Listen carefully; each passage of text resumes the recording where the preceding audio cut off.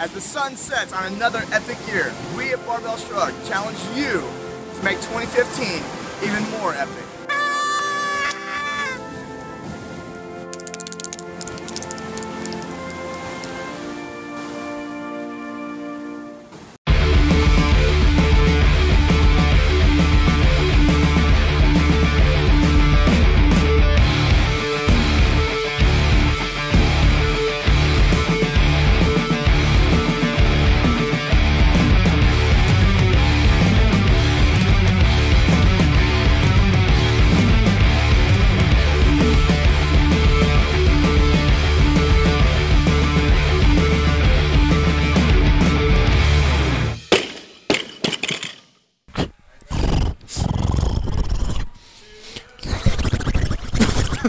Welcome to Barbell Shrugged. I'm Mike Bledsoe here with Doug Larson and Chris Moore. We got CTP behind the camera. We are hanging out at a gym called Physical Culture 101, a.k.a. CrossFit Lucadia. This place is cool, man. This gym is the shit. In Encinitas, California. They were gracious enough to let us come in and do some recording. I actually joined the gym and started working out here a little bit. It is legit. They have a really cool design going on here. They got open gym. It's a fun mix of like old power building stuff, like a leg press and some old equipment, and then the inside's a little CrossFit area. And the outside's all nice, well decorated. It's a good mix. Yeah. And they play good music. And then this cabinet right here, they have these old awesome magazines. We're pointing out from like 1930, Physical Culture, 25 cents. God, I want to read those because God only knows the cool information that's in those magazines. You know? It'd be awesome. Yeah, today we want to talk about setting goals, it being New Year's and all. There are tons of people out there making New Year's resolutions. I would say millions of people. I'm personally not a fan How of many it. of those goals will just be complete shit? We're going to fix that. Yeah, man, I'm not a big fan of it because usually the types of things that people are wanting to achieve are probably a little outside of their reach, and then they set the same goal every year. Like every year I want to lose 50 pounds, and then every year I'm disappointed. This will be the year it happens. Yeah. So, yeah, we're going to talk a little bit about goal setting. Before we do, go to barbellshrug.com, sign up for the newsletter, and CTP will send you only the most epic of emails. Pressure's on you, bud. Yeah. So we've got a few points. Doug is actually our goal-setting genius on the team. Dare I say it? Doug. I talk about goals a lot. I rarely follow my own goals. Is that how it works? Do as I say, not as I do. That's right. Yeah, That's not necessarily true. What do you think the number one mistake people make when setting goals? The biggest thing that I think where people go wrong is they set a goal that's actually outside of their control. And so what that means is they set a goal like lose 10 pounds. By the way, I say that Doug's our goal-setting genius guy because he's the one that's in charge of setting up all the habits. Yeah, in the programs. In the programs that we run. So, anyways, just want to throw that out there. Go ahead. Yeah, so we try to set goals that are within your control. So what that means is that we try to set behavior goals and not outcome goals. So lose 10 pounds is an outcome goal. You don't actually have control over whether you lose 10 pounds. You have control over the things that you do to hopefully lose 10 pounds. Yeah. So if you train 5 days a week, or if you eat 80% of your meals as a perfect paleo meal, or you only have one cheat meal a week, those are things that are within your control. The losing of the weight in this example is not within your control. So point number one, whenever you set a goal, is that you want to set a goal that you actually have control over. So I'm going to advise you and suggest that you set a behavior goal as your New Year's resolution goal, not an outcome goal. So squatting 400 pounds is an outcome goal. That's an outcome goal. Not a good goal to set. That's right. No. So say I want to squat 400 pounds. What is the goal I should set in that case? So easy goal would be, say you have found a program that is a squat heavy program, or whatever you want to say. Say you're following 5-3-1. It's do the 5-3-1 program. Make sure you hit at least 3 days per week following this program. Maybe you can miss one workout every 2 weeks or something like that. You have control over that. I think another you kind of alluded to a little bit too is people biting off more than they can chew. Not only are they setting goals that are outside of their control, but they're setting goals that are kind of outlandish. It might be like, I'm going to show up to the gym. So they've been showing up to the gym on average twice a week in 2014. And in 2015, the behavior's not there to start. They're like, I'm going to hit the gym 5 days a week, every week of 2015. It's a big difference. Yeah. Like, you don't realize how much of a swing that is in their behavior. Yeah, so if I've been showing up to the gym on average twice a week, what should I do there?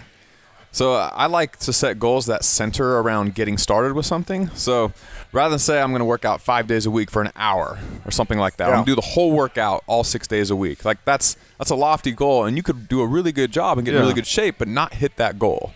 Right? You could work out 4 days a week for 60 minutes and do great, and your body would have no idea that you intended to work out 5 days a week. Yeah. Right? So I would rather you do something along the lines of if you're doing 2 days a week right now or 3 days a week right now, say I'm going to do 4 days a week, and I'm just going to go into the gym.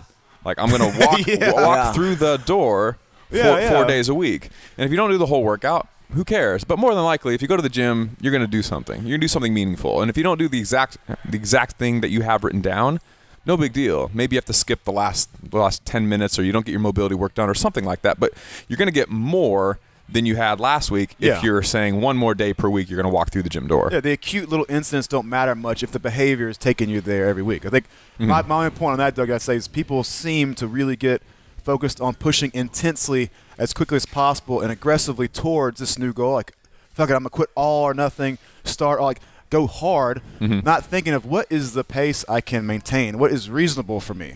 Like, then sticking that goal out far enough to where they can keep it up until it becomes a reality, which it will if you keep the pace. But pace is big. Like, if you can't maintain 5 days a week, you know that up front. If it immediately feels like a struggle, you kind of overshot the pace question. And even though we already kind of addressed the behavior versus outcome goal, like sometimes people do set that goal, like I want to squat this amount of weight. And they feel good one week, and they make this huge jump. They're like, oh, I'm going to add 20 pounds in my squat this week. And it's like, in reality, like especially if you're following something like 5-3-1, it's heavily suggested. Any coach that writes a program that's worth their salt, that's been doing it for a long time will suggest, just add 5 pounds this week. Yeah. Even if you pop out of the bottom really fast. Like, just because you conservative can doesn't mean you should. I'd say most of the goals I've ever kind of set that were outcome-based, I've achieved them in like the first quarter to third of the year. Like it was by March to April, like I had accomplished it because I make it achievable. Yeah, as far as your own personal happiness goes, if you set a series of small goals and you hit all of them and maybe you surpass all of them, you are going to be much happier with your progress than if you just say, okay, this year we're talking about outcome goals just for a second. Say I squat 400, I want to squat 450. I'm going to say by the end of the year I'm going to squat 450. You only have one opportunity that year to be happy. Really. You know what I mean? Rather than say, okay, in the next 6 weeks I want to squat 405. And then if you hit it, maybe you try to max after 6 weeks, you get 410, 415. Well, fuck yeah. You go tell all your friends, like, I was trying to hit 405 and I got 410. And they're like, fuck yeah, high fives all around, right? Yeah. And then you just do that over and over and over again. And and I mentioned that because it's almost impossible not to have outcome goals. Yeah, you have an outcome goal. Right. It's in your head, but then you set behavior goals to lead you to the outcome goal is really what you're doing. Another point I always hated about setting a specific number goal is that if I got to it and I was successful, I would always be led to want more of it.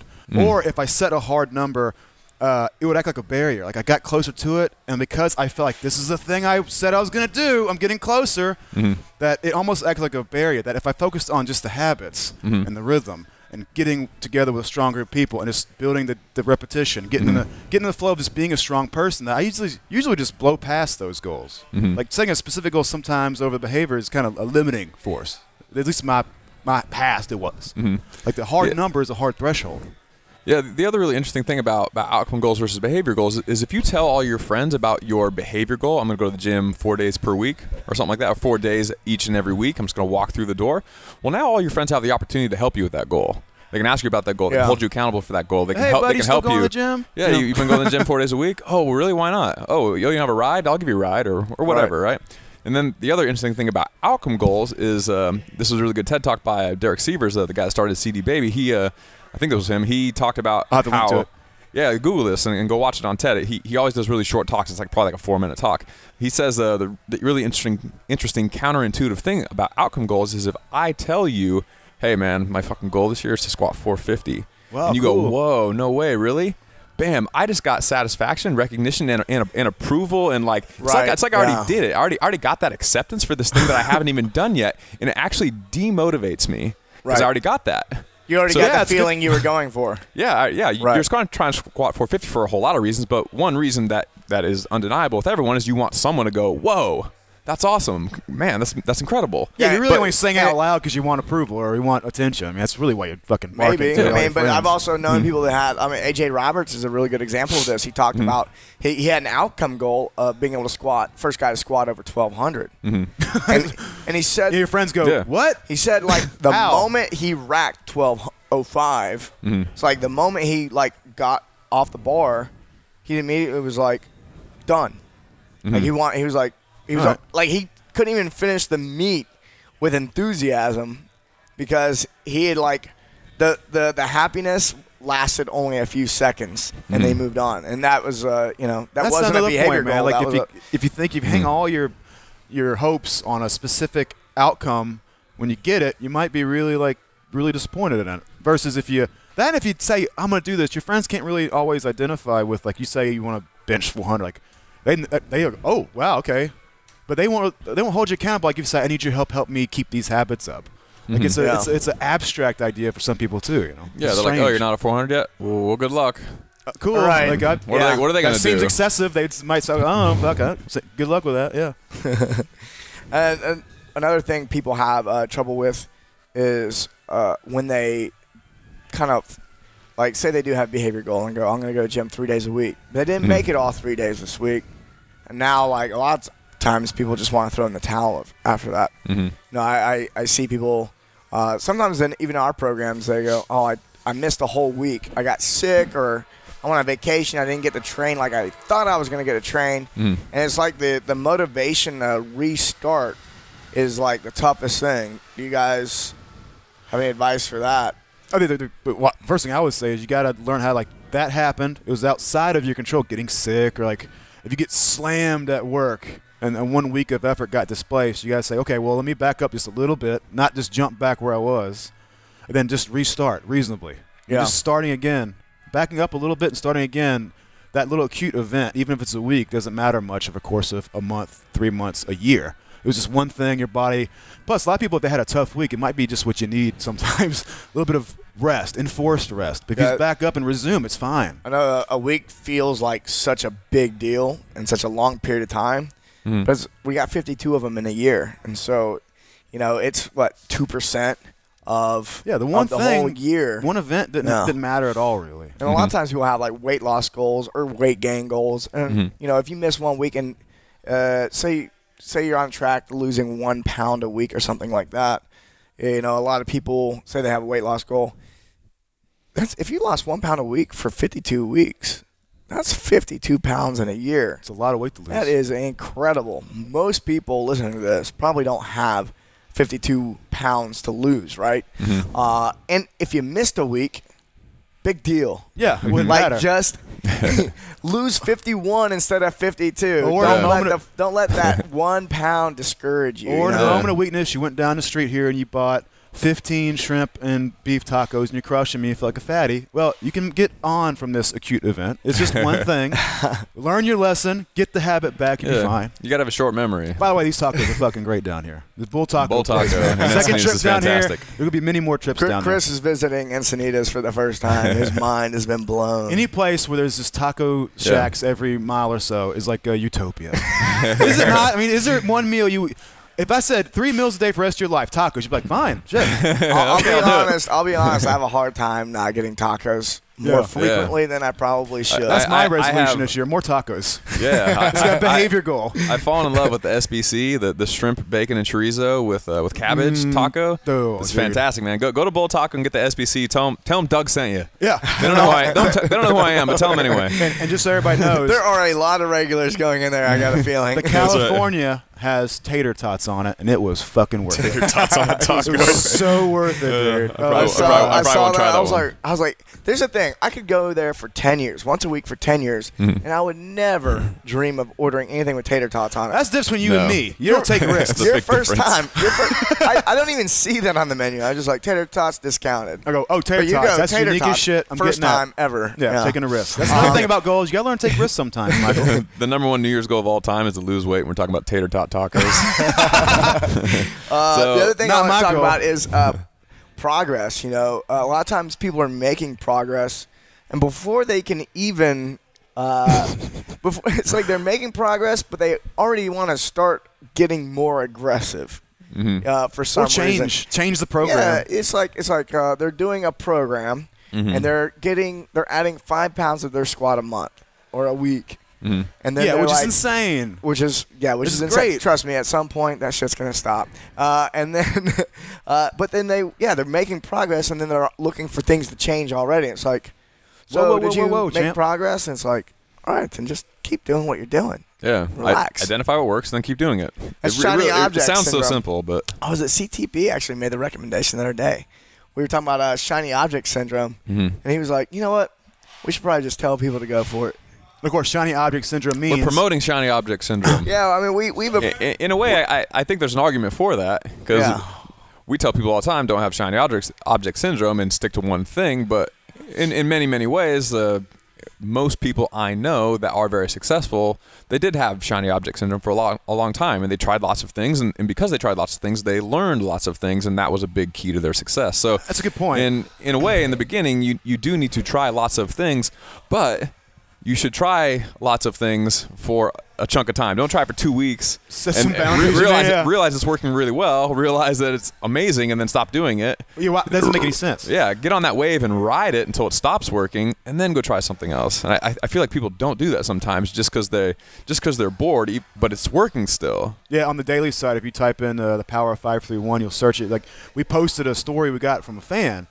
What I felt compelled to put up because it's basically that. Like, man, like I had got into training, I had skipped around a bunch, I tried to compete at regionals and stuff. I was super frustrated. I finally said, "Fuck it, I'm just going to take these dudes' advice." The dudes being us, the three gentlemen around this computer. It is shocking that people follow our advice around the world. He listened to our strength progression podcast, and then our 531 episode we did with Jim. That was been last Christmas season around, or just after Christmas, episode 1 or 98 maybe, or 97. It's in there. Search it. Yeah, but he said basically I learned the lesson. I've looked at pick a program that makes sense, stick with it, be patient. He said he like fucking went far beyond his wildest dream of a strength goal. Like the guy went like 100 pounds beyond all lifts just because he said, fuck it, I'm just gonna be consistent and stick with it and be patient. And he said got these 5-pound jumps at a time, and then got lost in the rhythm of training. And he said, look, I'll stick to it. I'll say what the program, I'll do what the fucking program says do. And he had this massively amazing result. And now he's looking at going to these big-time regional competitions and doing well. That was never even part of the agenda. It's the power of patience and progression and the cumulative work ethic is fucking huge. Yeah. But I do agree. Like, you got to fuck up a little bit. Go, okay, well, this is not working. What's the better thing? And then discover and appreciate the power of patience and progression. Yeah. Whether you really truly stick to one thing for a long time or you switch around from one thing to another, you can't really argue that being incredibly consistent across many weeks, many months, many years, or decades in a row really is the key to your long-term results. And when I was talking to James Clear a little while back, we were talking about, I can hear the whispers in the background. He was basically saying that the number one thing that he recommends for people, or at least one thing he recommends for people, is to regarding consistency is to change the scope but stick to the schedule. So if you're going to work out for 5 days per week, then if something comes up and now you can't do your whole workout, don't be like, well, I mean, I could go to the gym, but I'm only going to be there for like 20 minutes. Well, I'll just skip it today. Because skipping is so much worse than just doing 20 minutes of something. Yeah. Even if you can't go to the gym, you still said you were going to work out that day, so you should go home and do 10 minutes of burpees, just so you still worked out that day. Even if you were supposed to do a 1RM squat and you end up doing burpees, drastically different. You should still stick to the schedule. I've seen a lot of benefit just from, being physical, like when I can't train hard, but still getting out and doing physical activity. Just going for a walk on the beach, like going for a light swim or something like that. I mean, you've encountered that recently where, like, even if you're not going out there and just crushing it with a lot of intensity, just frequency. And I have some like coaches out there that fucking hate it when I say this, that like they go, what's the most important thing? They're like, intensity. I'm like, no, I don't think so. I really think it's frequency.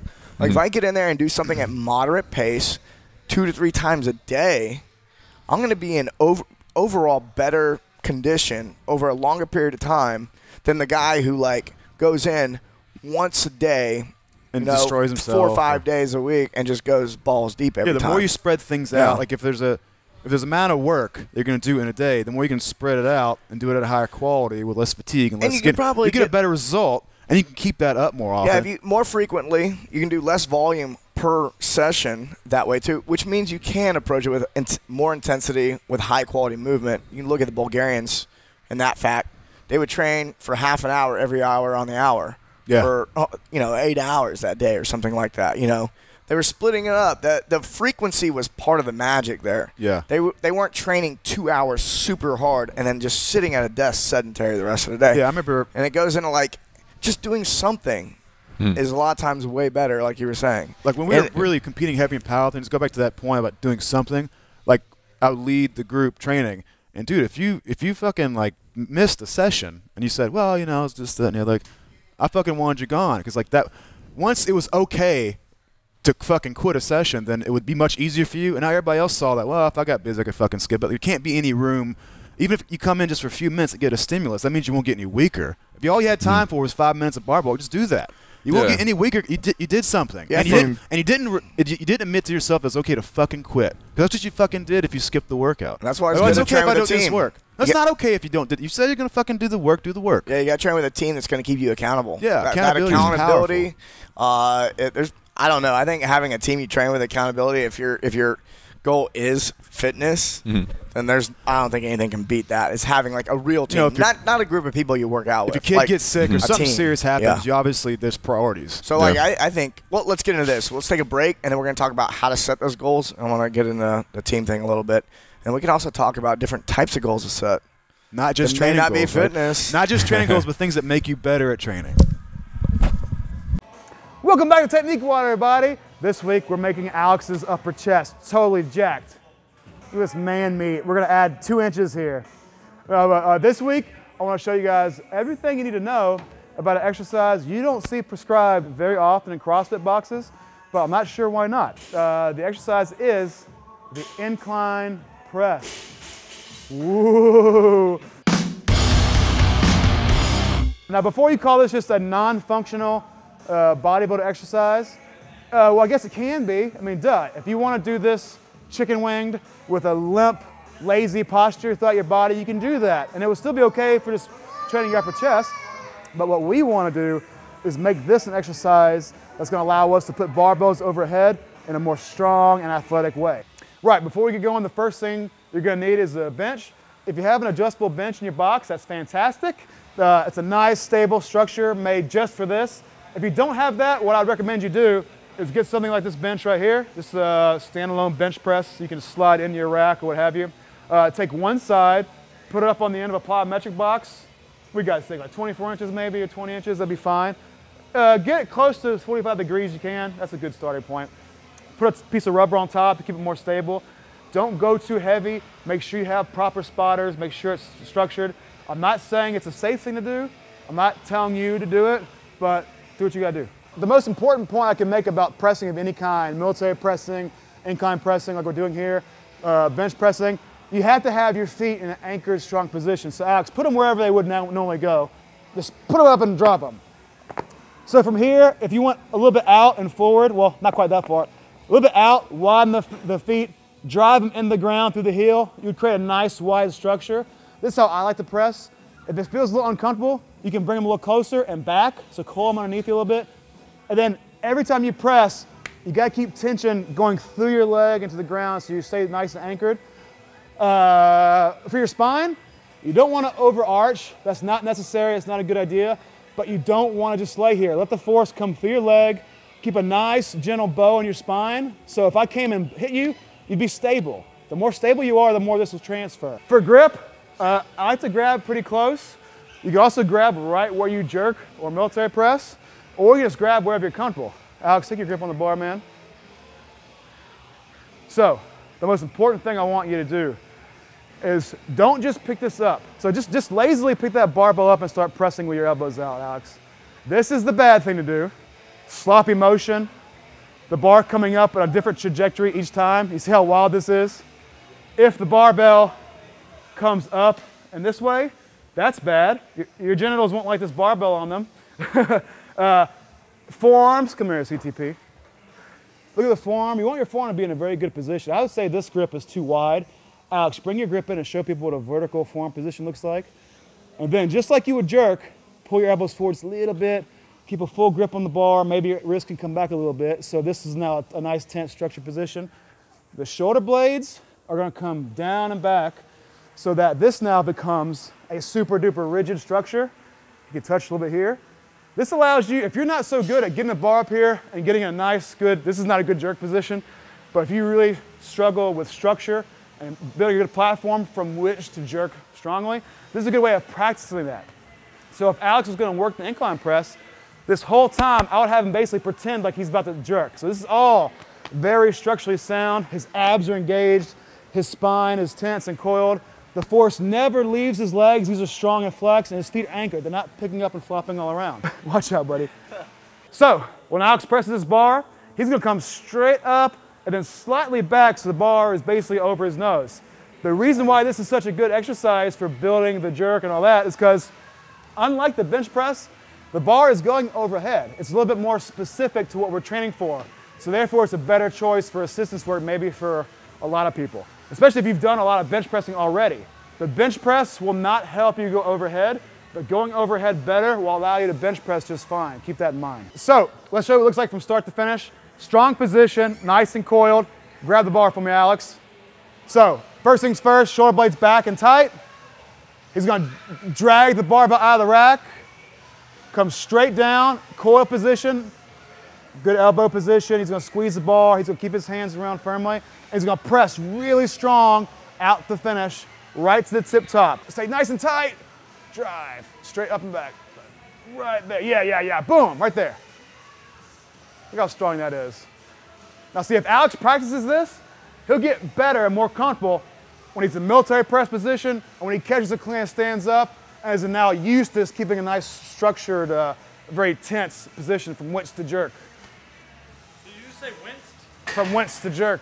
Oh no, it's whatever. One variation of the exercise, you can get rid of the dumbbell or the barbell and switch to dumbbells. You can also do it with kettlebells.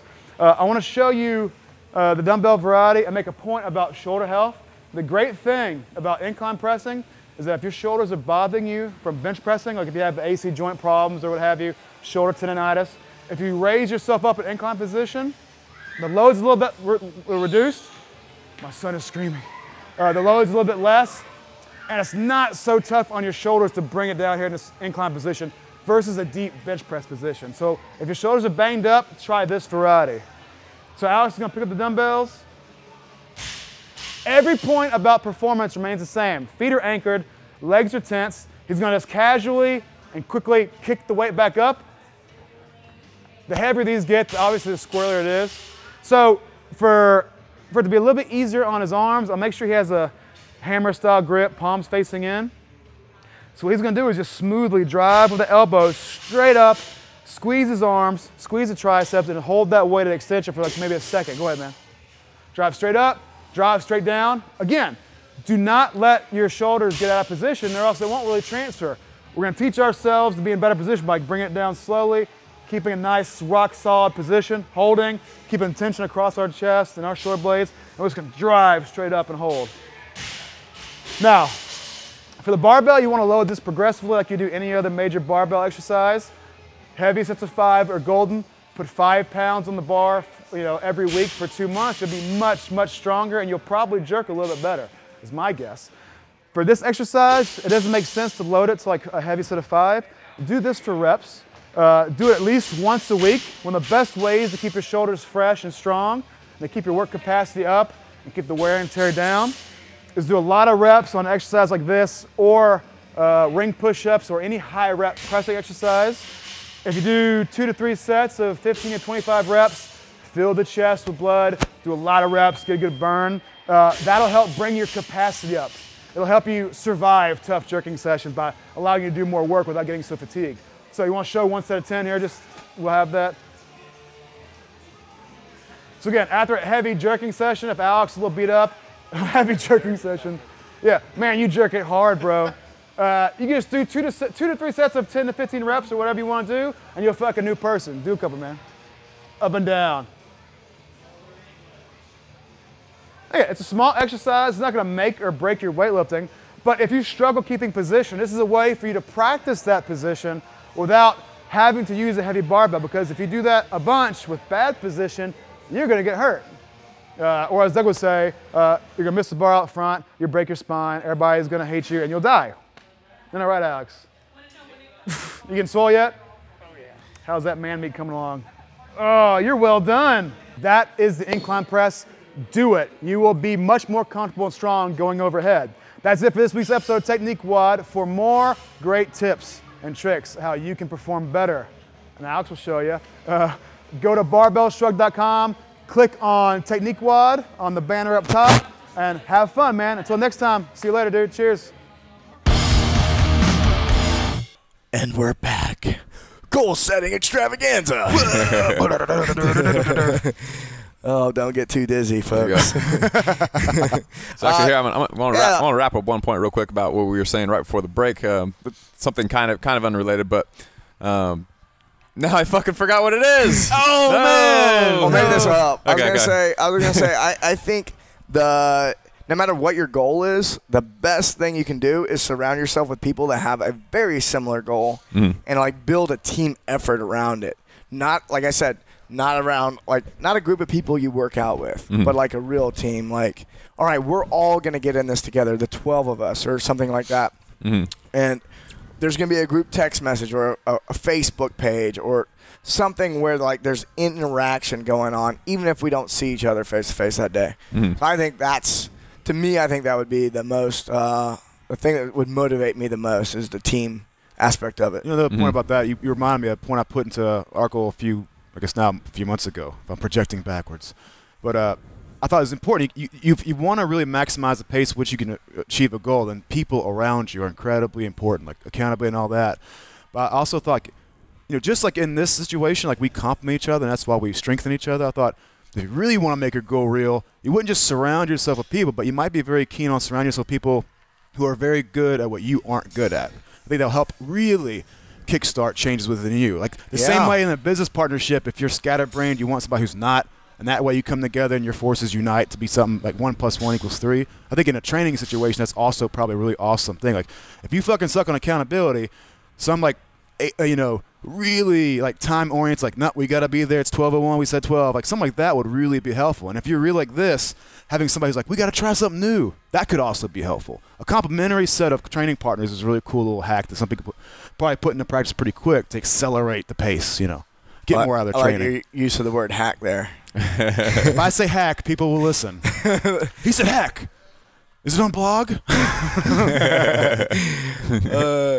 So here, actually, I remember what I was going to say. So finally, good job, Doug. We always suggest, you know, doing something over nothing, and I always use the example of burpees or going for a jog or, you know, going surfing or doing something physically active. But if you're a powerlifter or a pure weightlifter and you're thinking like, well, fuck, I don't want to go for a jog, like that's not really going to help me, or you don't believe that's going to help you for whatever reason, and it very well may not help you if you're a high level weightlifter, a powerlifter, a pure strength athlete, or whatnot. You still can. You probably don't have a problem with goal setting.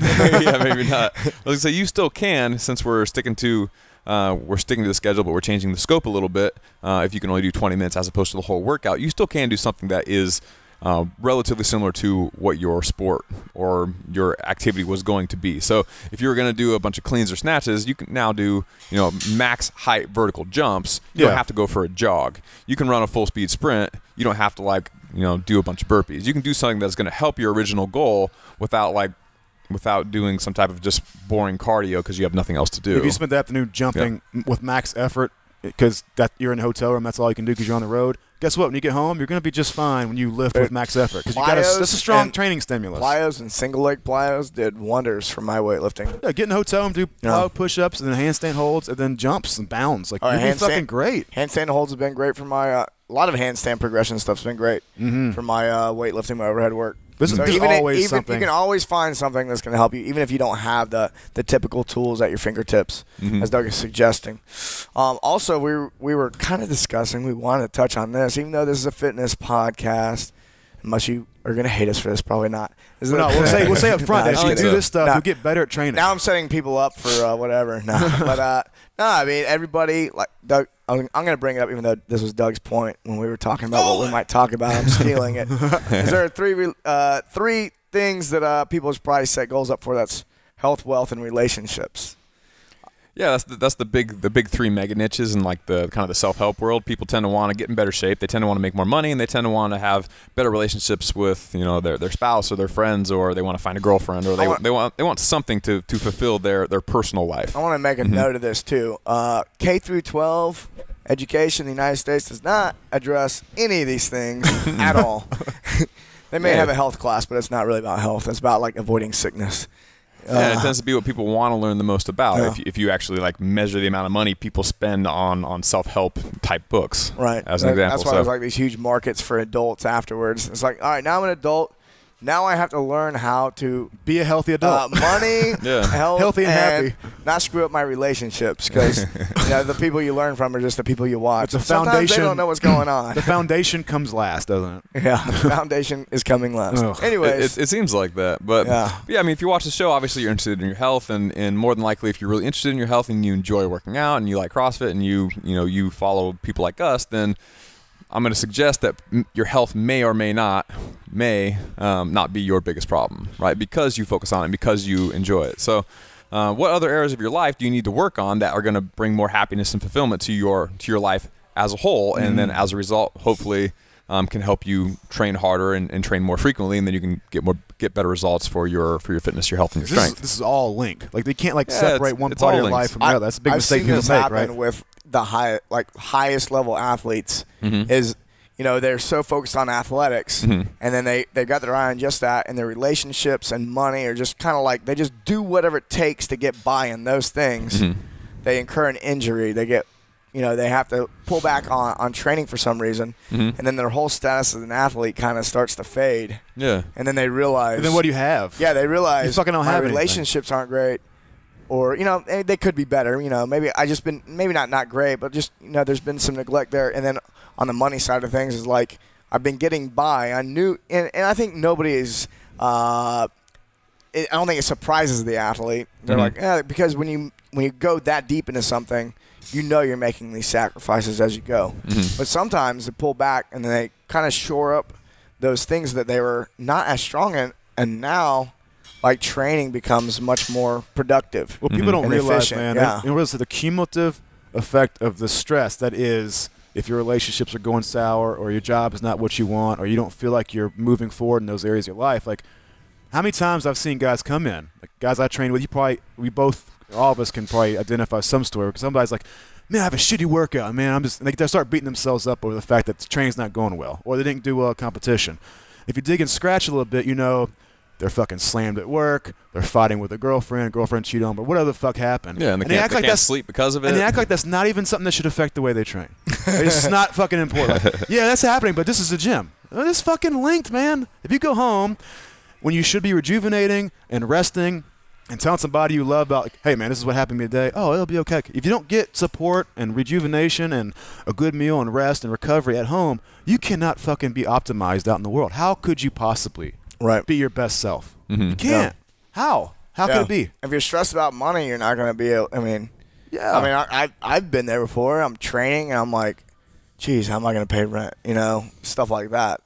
Yeah, especially the thickest of days back in CrossFit Memphis, right? It was just starting. Any money. Some days are a little bit dark. How are we going to pay rent for the gym we're in right now? It's okay when you're like 20 and you broke as fuck. That's just the way it is because you're a college student. But yeah, I mean, there's a lot of people who are trying to make it in CrossFit and powerlifting, weightlifting, what have you. Yeah. And you name the sport. But if you're struggling to make ends meet, or you can't see what you'll be doing with your life 2 years down the road, I mean, this is all not the best situation. Like, how can your life be optimized if it's so out of balance? So, Doug, how do we get this in balance? What's your suggestion?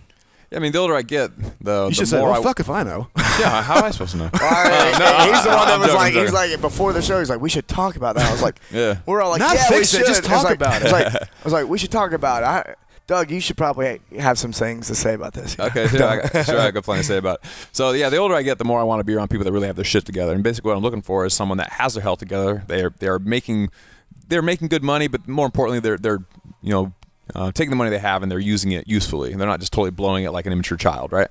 And then they have good relationships. Sailboats. Sailboats. Boats are the best. Like, what do they say about boats? The 2 best days of your life are the day you buy it and the day you sell it. Yeah. Right? Don't fucking buy a boat. Don't buy a boat unless you're like really are a boat person. We got like $5 billion. You just don't fucking care. Whatever. That's right. Well, that's actually the point I'm going to make. So, an expression in business is that you can never save yourself into profitability, and that basically means that saving money is never going to make you successful. You have to make more money, and I think that's the kind of the downfall of most personal finance advice. Is they're like, all right, you got to set a budget, and you got to put away 10% of your income, and you got to do all this stuff. It doesn't work. That's true. You should do that also, but if you neglect the try to make more money somehow part, then you're never really going to have any substantial wealth, right? So a lot of people that make $35,000 a year, they don't have enough money for anything. Well, I mean, you could just neglect buying that coffee that costs you $3 every single day, and if it costs you $3 every single day, then that costs you like $84 a month or whatever it costs you. Well, who gives a shit? It's $80 a month when you probably could find something that could make you $1,000 extra a month. You could come up with something if you have a job where your salary is capped. Well, maybe you should go talk to your boss and figure out a way where if you can make the company more money, then you can get a bump in your salary. Right? You gotta say, how can I contribute more value, sir, madam, so I can make more? I mean, most people, I think, the error in your job is most people just don't say what they want. Like, have an honest conversation. Like, here's what I need in my life. Yeah. I have some ideas about how I can contribute more value. Do you think we could make something work? I mean, most people, no one's just gonna fucking. If you work hard every day at your job as hard as you can, great, good for you. But then if you can't expect things in return, if you never say, hey, here's the new things I like to try, here's some new things I think it can push us forward, save us money, here are my needs, how can we get there? If you don't tell your man, he doesn't fucking know. You know, he doesn't know what your needs are. Yeah, other expressions in the business world is you don't get what you deserve, you get what you can negotiate, right? And so you only deserve more money when you make more money. You don't deserve more money for working hard. That's the mentality that you've been given throughout. You know what Gene Simmons says? School and as an employee, but Gene Simmons, I just read his book Me Inc. It's pretty cool. It's fun. There's a lot of good information in that book. He says, "You get paid for what you fucking do." You know, that's a beautiful comic. You get paid for what you do. If you don't feel like you're getting paid enough, what are you doing that's causing you not to get paid enough? Are you just not saying what you want? Or are you just not actually contributing as much value as you think you are? That's advice coming from an entrepreneur who makes his own money. Whereas, like, if you're an employee, it's a totally different story. No, but if you're sitting back and you're just expecting without thinking about how you can contribute more value, even if you have a job, you need to do something to trigger an action. But if you're at a job, you can work harder, but then you also have to be in communication about negotiating something higher. So that's a do. You gotta have that meeting. You gotta reach out. Yep. You know? Yep. So the answer again is you should have a budget, and you should not blow your money on stupid shit, and you should have some type of emergency fund and backup money if anything ever happens to happen to you. But really making more money should be the goal in some capacity. So I don't necessarily have like a New Year's resolution goal to give you, but that's the mindset around forming that goal is how can I make some extra money this year? Not that I need to convince anyone that they need extra money. Everyone wants extra money, but I think no such thing as extra money. Yeah, right. Yeah, it is very true. But more money than last year. Right?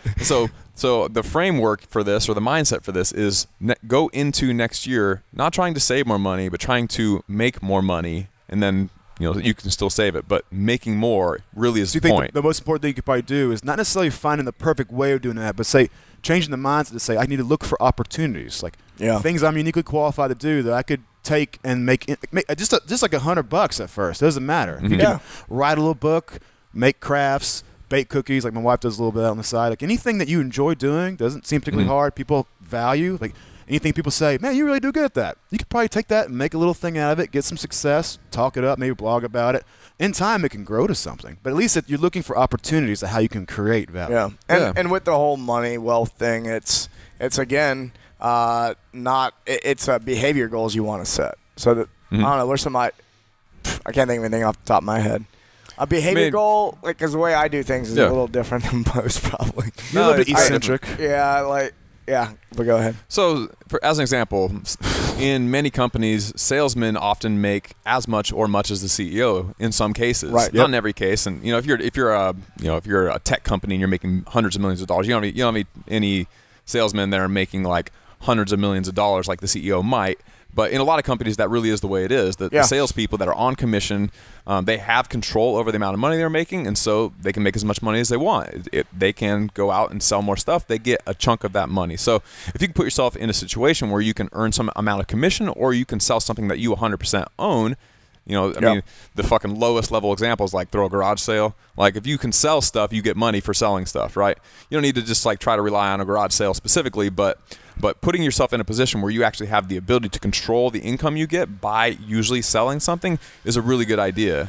A lot of people are afraid to do that because that's kind of a scary thing to do off the bat, and just like fitness, there's a whole learning curve that goes into that. Right, people were never taught how to sell. So yeah, most people. It's the fucking most awkward thing in the world. It's like a dirty word, even. Well, most people's association with selling is the only sales they remember is when it goes horribly wrong and they have a really bad experience. Every time they buy something, it's a really good experience. They don't perceive that they got sold something. Right. It's almost like it didn't even happen. It's like an umpire at a baseball game. If he does a really good job, he wasn't even there. But if he does a bad job, then now you recognize he's there and you hate him. That asshole. Right? Yeah, it's the same kind of thing. I think my favorite way of explaining good sales is it's just good advice. If you give good advice, someone needs something, say, hey. I mean, people sell things. What's the book called? I forget. It's called Spin Selling. There's a sales book that's more like conscious selling. Start with why. I think it talks about what spin selling might be. Start with why. Like it just talks about like. There's like all these books talk about what you're talking about. It's a Daniel Pink book. Oh, To Sell is Human. To Sell is Human. That's the one. Great book. He starts it off with like, everyone sells all the time, and it may not be for monetary value, but it's like just giving advice. Like I sell people, like I sold you guys on Moon to California. Like it wasn't making a suggestion. You want me to follow it? I was like, oh, these are all the good things about it. I set up all these are the features and the benefits and so on and so forth. Tacos. You should have seen him. He was like, "You want to move to California?" We were like, "Yeah," and he was like, "Done." It was so hard. I know, greatest salesman. Gotta have a good product. But that's a good example. Like if you're trying to date somebody and they're not sure about you. Yeah, you're selling yourself. You're selling yourself.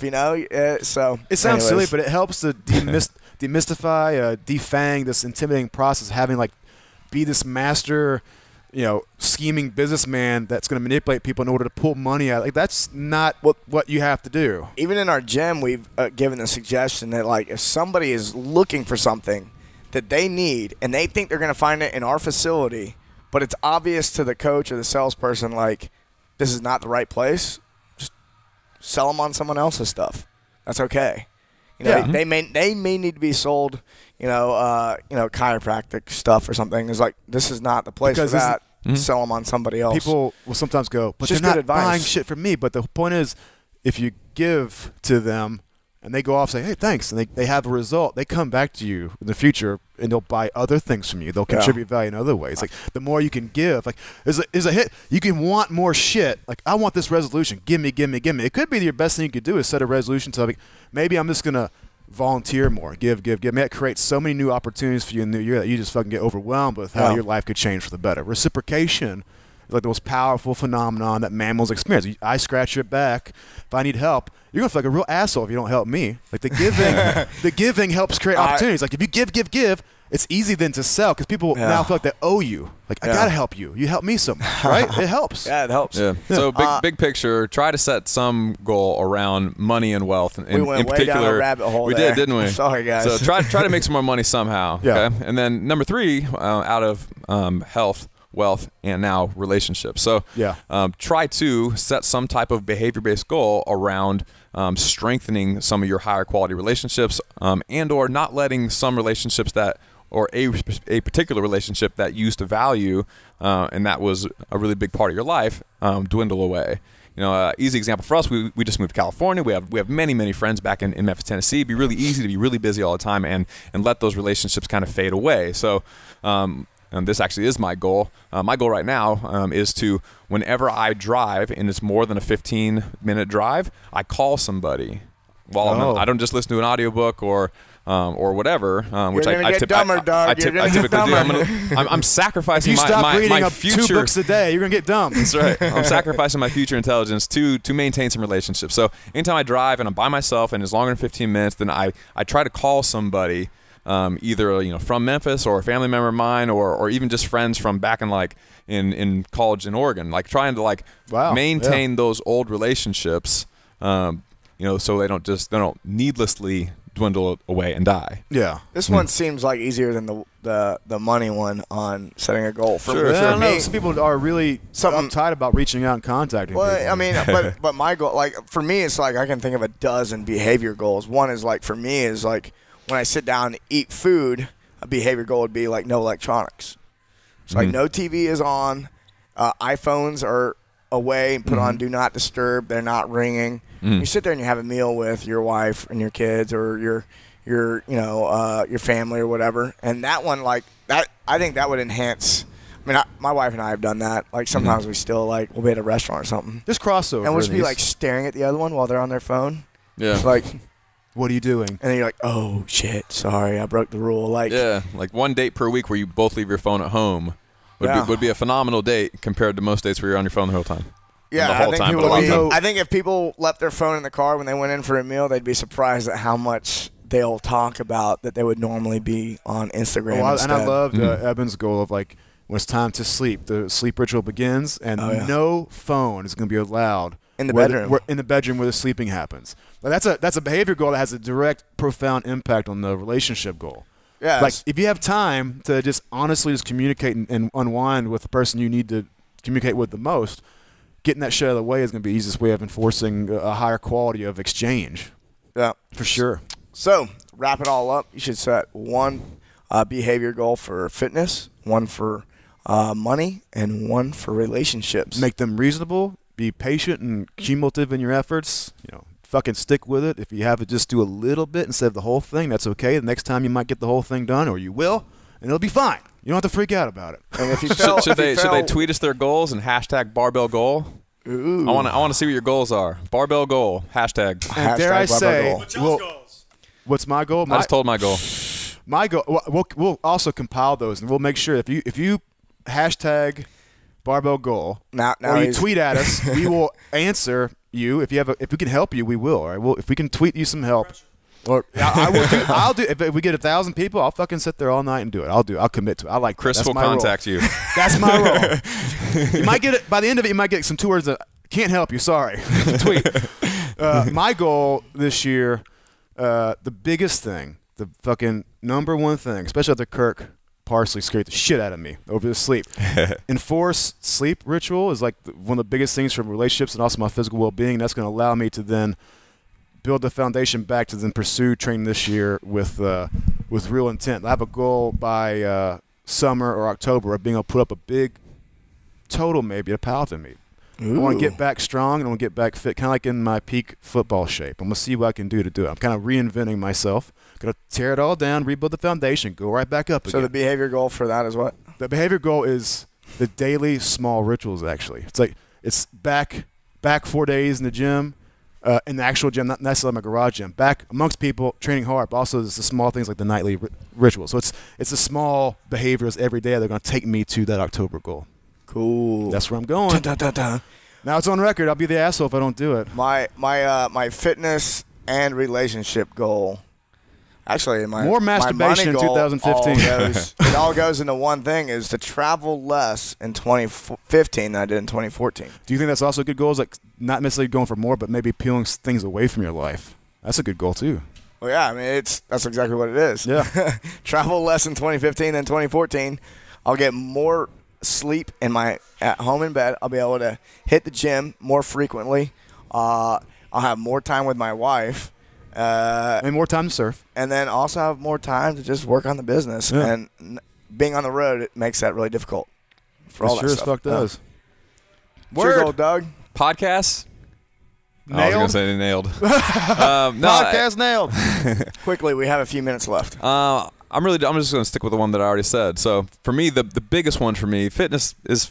I mean, that's more or less handled. That's kind of all automatic. I could always get better at it, but like He's but I'm, the fittest dude I'm he gonna, knows. I'm going to train always. You know, and I'm going Doug is to eat gonna healthy train. always and automatically. Sure. That's not like a big thing for me. Like it's handled. It could always be better, but I'm not going to worry about it for There the are no most Cheetos part. in Doug's house right now. I can attest to that. No No Cheetos. Cheetos in my house. There probably never will be. And Skittles, different So thing. the big thing for me really is I tend to get really busy and I tend to want to just fucking work and grind all the time. And so relationships are the big one for me. keeping in contact with friends back in Memphis, with talking to my family more often than I do right now, just calling people from my past, or even just people that are around, but I just haven't talked to them in, say, even a week. Yeah. Just reconnecting frequently. It doesn't have to be like, well, I haven't talked to you in 6 months or a year or 10 years before I have to call them. I don't ever want to get to that point with some people that I really care about. Maybe I just call them, weekly or monthly. That way I don't spiral down that path. So I'm going to use the 15-minute drive thing to call people. I'm going to listen to podcasts and audiobooks just a little bit less. Awesome. There you go. Yep. Thanks for sharing that. Yeah. Both of you. Yes. This was All a very right. productive meeting we had, gentlemen. Thanks for joining us. Happy New Year's, and good luck on your Start the resolutions tomorrow. Resolutions, Get fucked yeah. up tonight a little bit. Have a good time. Yeah. You made it another year. You survived. tweet, Instagram. Was Barbell it? goal. Barbell Barbell goal. goal. Barbell goal. Tell us what you plan on doing. and We'd we'll love get to some hear it. interaction. Yeah, it'd be awesome. Later, guys. Cheers.